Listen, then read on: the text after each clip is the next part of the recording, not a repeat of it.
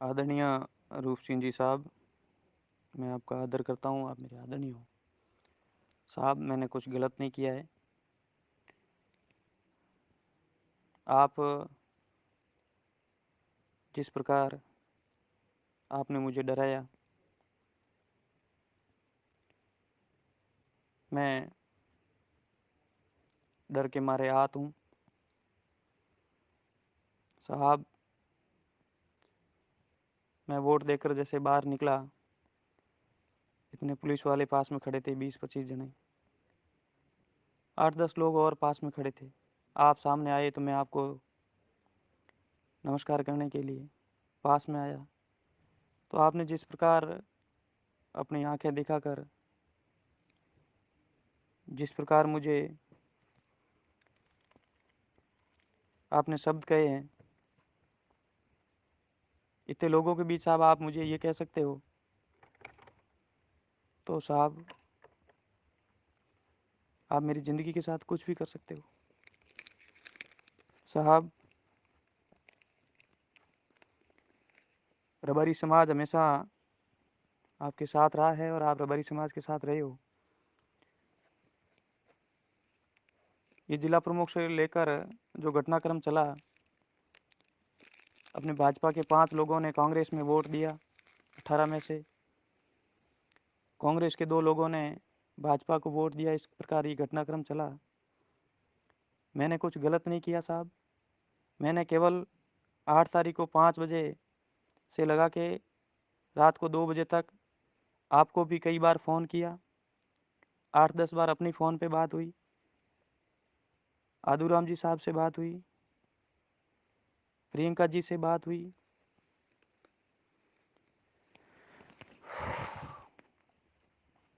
काफ़ी लोगों से बात हुई, रूपाराम जी सारण साहब जो भी प्रधान बने, उनसे भी मैंने उस दिन बातें की। राजा राम जी भादू साहब से मैंने बातें की। गद्दार आदमी साहब वो होता है जो साथ में रहकर धोखा करता है। साहब, मैं रबारी का बेटा हूँ और रबारी कभी गद्दारी नहीं करता है साहब। मैंने आपको पहले फ़ोन करके कहा कि साहब मेरी ये मांग है, और साहब इसमें मैंने क्या गलत किया? हक मांगना सबका अधिकार बनता है। उसके उपरांत भी मैंने बाबूजी पारसराम जी महाराज जी का फ़ोन आया था, केला जी के पीए साहब से बात हुई, तो उस समय मैंने कहा उनसे बोलो बात करें। पार्टी के प्रत्येक व्यक्ति से मैंने संपर्क किया। हक मांगना सबका अधिकार बनता है रूप सिंह जी साहब। मैंने मेरे हक के लिए आपसे बात की। हर व्यक्ति करता है साहब, इसमें गद्दारी नहीं होती है। और यदि मैं गद्दारी करना चाहता तो मैं सामने वाली पार्टी से हाथ मिला के आपके साथ खड़ा रहकर मैं छल कर सकता था, आपके साथ धोखा कर सकता था, लेकिन वो हमारे रबारी समाज के खून में नहीं है ऐसा। फिर भी साहब मुझे जिस प्रकार धमकियां दी गई, मुझे डराया गया, धमकाया गया, तो मैंने जिस व्यक्ति की शरण में गया उसने शरण दी, और मैंने उनको स्पष्ट बोला कि मैं आपको वोट दूं या नहीं दूं ये मेरे ऊपर निर्भर करता है। मैं डरा हुआ आया हूं, मेरी रक्षा करो। जिस प्रकार मेरे को बुलाया जा रहा था कि आप उस लोकेशन पे आओ, उस दिन 8 तारीख की रात की बात है साहब। सबसे बात हुई, अलग अलग लोगों के फ़ोन आए कि आप उस लोकेशन पर पहुंचो, आप उस लोकेशन पर पहुंचो। मेरे साथ उस रात को कुछ भी हो सकता था। इस बात को आज मानने को कोई तैयार नहीं होगा। वो आप बीती जिसके ऊपर बीतती है वो ही कह सकता है। साहब, मैं तो मेरा आपसे इतना ही निवेदन है कि यदि एक वोट से हार जीत होती तो आप ही भूड का ठीक रहा, मेरे ऊपर फोड़ सकते थे। अब 5-5 वोट भाजपा के, 2 कांग्रेस के इधर उधर हो सकते हैं। 16 और 21 का अंतर रह सकता है। तो साहब इसमें मैं कहाँ गलत था? उसके उपरांत भी आपको लगता है कि मैंने आपके साथ गलत किया है, तो आप मुझे जो दंड दोगे मैं सहन करने को तैयार हूँ। लेकिन साहब, बिना फालतू जिस प्रकार मुझे धमकियाँ मिल रही है, मुझे डराया जा रहा है, धमकाया जा रहा है, मेरा अपहरण की, मेरे मारपीट की, मेरे ऊपर फायर करने की, तमाम प्रकार की जो आज सोशल मीडिया पर बातें हो रही है, साहब ऐसा मैं गद्दार नहीं हूँ, ना मैंने गद्दारी की है। पार्टी से आप भले ही पार्टी मुझे निकाल सकती, लेकिन मैं पार्टी के साथ था और भारतीय जनता पार्टी के साथ रहूँगा। मेरे राजनीतिक कैरियर एंड हो सकता है, मुझे राजनीति नहीं करनी, कोई बात नहीं, लेकिन मैं किसी अंधे पार्टी में कभी नहीं जाऊँगा। साहब ठीक है, कोई बात नहीं, मर्डर भी हो जाएगा तो ऐसी कोई बात नहीं, मर जाऊँगा तो मर जाऊँगा, सच्ची बात करके मर रहा हूँ। साहब उनसे पूछो जो साथ में आपके खड़े थे, धोखा किया, और आपको तो पता था कि ये चला गया सामने, लेकिन मैंने वहाँ जाकर भी वोट किसको दिया वो मेरी आत्मा जानती है। और वही सामने नहीं गया, केवल उस व्यक्ति के पास गया कि मुझे बचाओ। पार्टी के पास, कांग्रेस पार्टी के पास नहीं गया, ना मैंने कांग्रेस पार्टी ज्वाइन की, ना मैं कांग्रेस पार्टी को कभी ज्वाइन करूँगा। साहब कोई बात नहीं, 50 व्यक्तियों के बीच में आप मुझे इस प्रकार डरा धमका सकते हो तो कल आप मेरे साथ कुछ भी कर सकते हो। कोई बात नहीं, मेरी तिथि पहुंच नहीं है साहब, मजदूर का बेटा हूँ। आपकी पहुंच ऊपर लेवल तक है।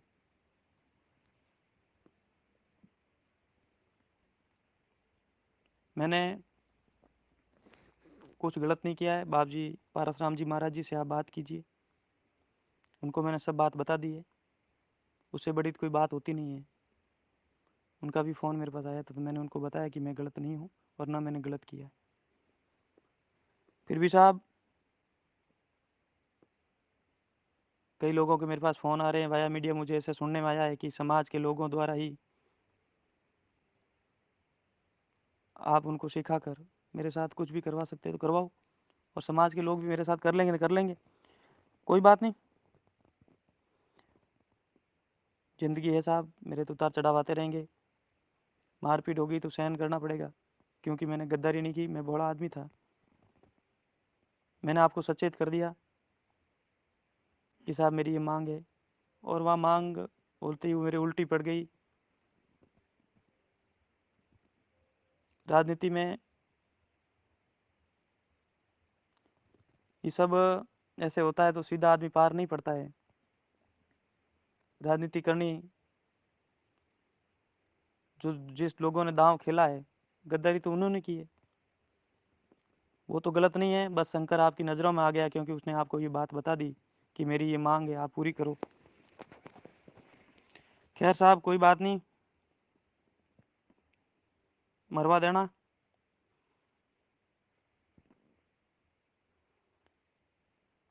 ठीक है साहब।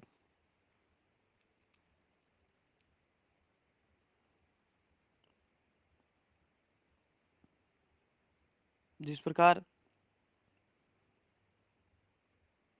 धमकियाँ ये आ रही है, आएगी आएगी। खैर उसी जी साहब, जो भी आपको उचित लगे वैसा करवा देना साहब, मैं गलत नहीं था, आपको पुनः कहता हूँ।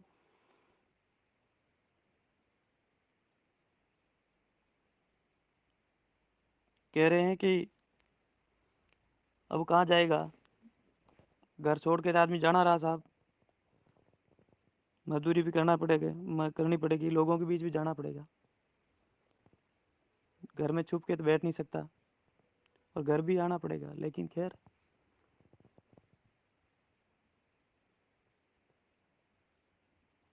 साहब धन्यवाद, जो आपको उचित लगे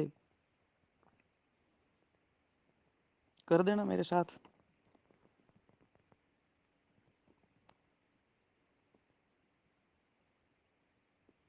गद्दारी नहीं की साहब, ये बात आप नोट कर लेना। गद्दार वो होता है साथ में रह के धोखा करे, मैंने धोखा नहीं किया।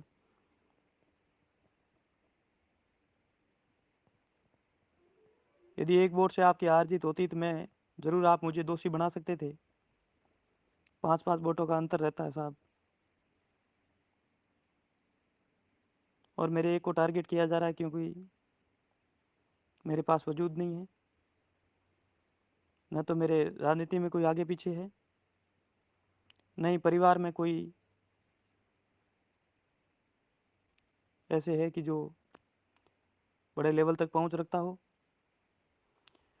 खैर साहब, जो आपको उचित लगे।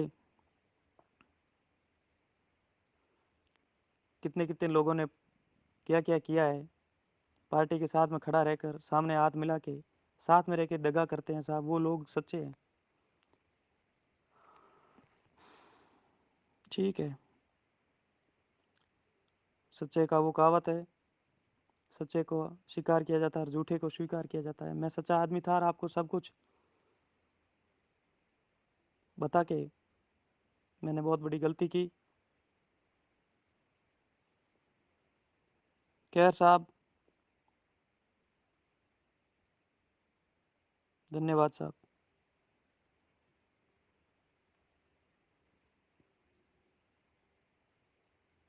मैं घर में,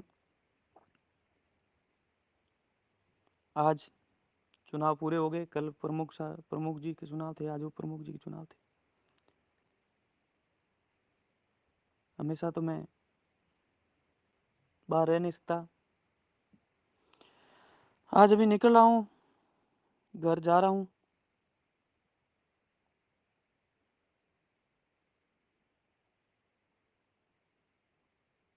जो होगा देखा जाएगा, और क्या करें। बड़ी ताकत मेरे साथ कुछ भी करवा सकती है।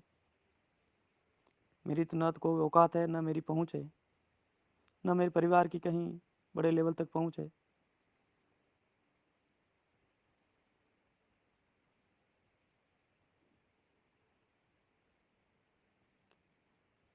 कल वोट डालने की मेरी हिम्मत नहीं हुई, लेकिन पुलिस वालों ने ज़बरदस्ती मेरे को ढक के ले जाया, और ढक के ले जाना उनकी मजबूरी थी, क्योंकि हो सकता है फायर हो जाए बीच में। इतना बड़ा मैंने क्या दोष किया कि फायर जैसी मेरे ऊपर नौबत आ गई। खैर साहब,